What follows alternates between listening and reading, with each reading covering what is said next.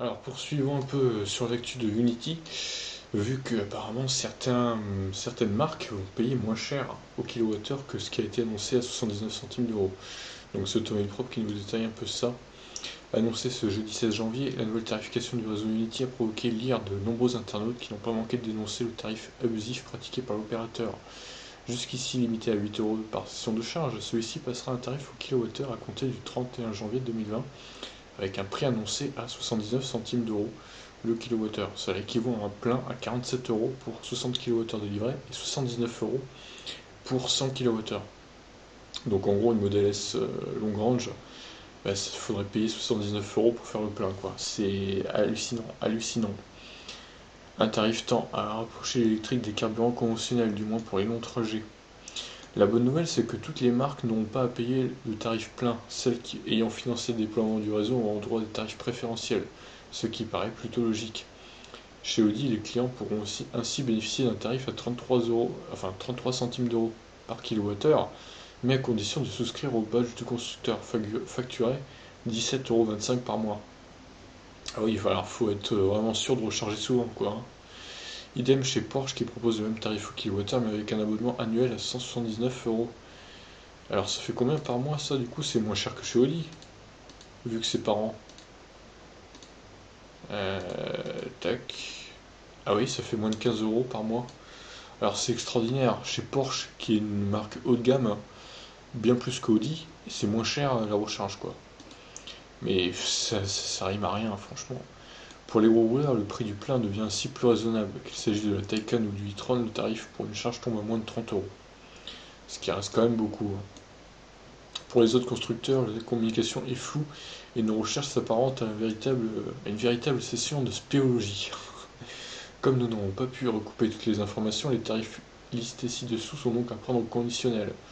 Selon le compte Twitter d'Immobly, on va aller voir après, Volkswagen serait la seule marque à conserver une facturation au forfait, 8,40 € par session.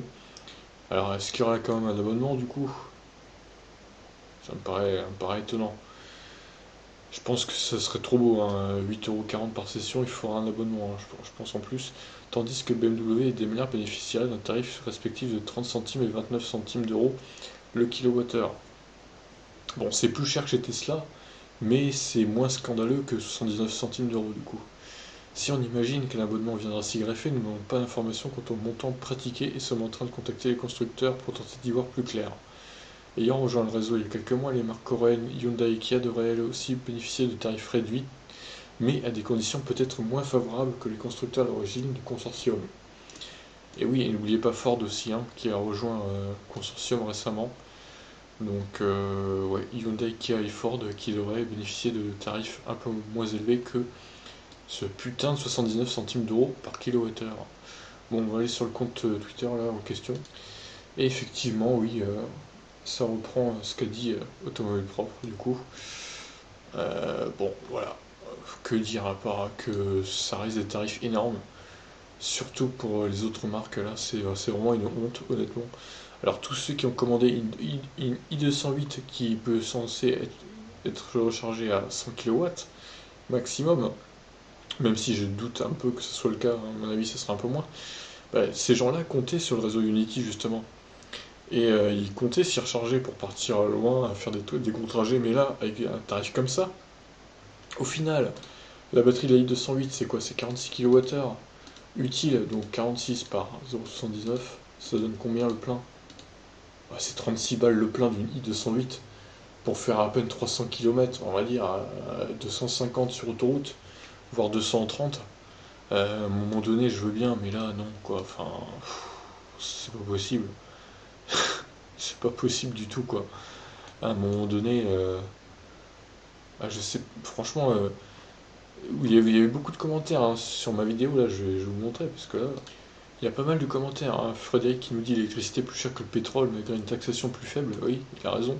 C'est un peu du troll qu'il fait, mais il a pas tort dans le fond, quoi. Ces ballots, elles avaient l'air jolies, leurs bornes, au moins elles ne vont plus s'user, mais ça va tuer le marché des VE. Heureusement, Tesla est là. Et dire qu'ils ont eu 39 millions d'euros d'aide pour installer leurs bornes, à croire que la mafia a mis la main sur l'affaire. Ouais, tout le monde est scandalisé hein, dans vos commentaires. Et moi aussi, donc vous n'êtes pas les seuls, vous inquiétez pas.